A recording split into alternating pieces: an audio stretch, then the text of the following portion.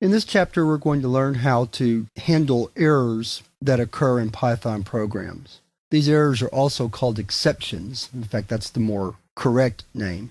Exceptions occur when something in a program goes wrong. The two examples I'm going to show in this lesson are when you try to divide a number by 0 and when you try to open a file that doesn't exist. But there are many other exceptions.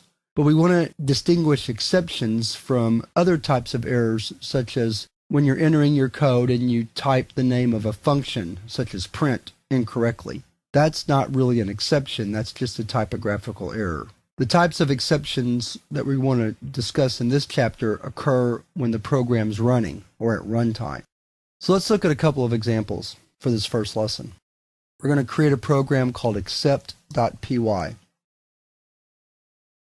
So the first thing I want to do is demonstrate the divide by 0 exception. So let's prompt the user to enter a couple of numbers.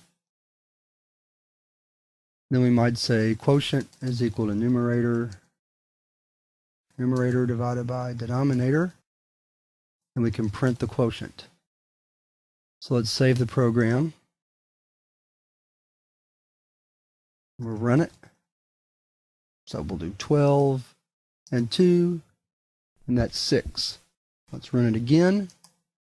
This time we'll enter 12 and 0, and here we get an exception. 0 division error, division by 0. So this exception was thrown by the program when we entered 0 for a denominator. What we're going to learn in this chapter is how to recognize this error and keep the program from crashing. And that's the last thing you want your programs to do when someone else is using them, is to have it crash and take you back all the way out of the program to the operating system.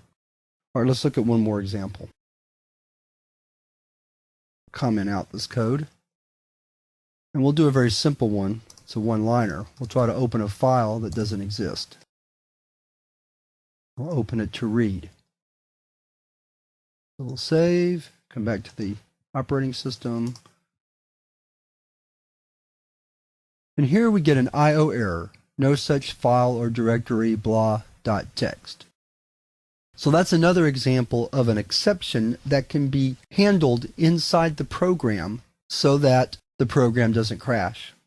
So with that, we're ready to move to the next lesson, where we're going to look at the first way to handle exceptions, and that's using something called a try except statement.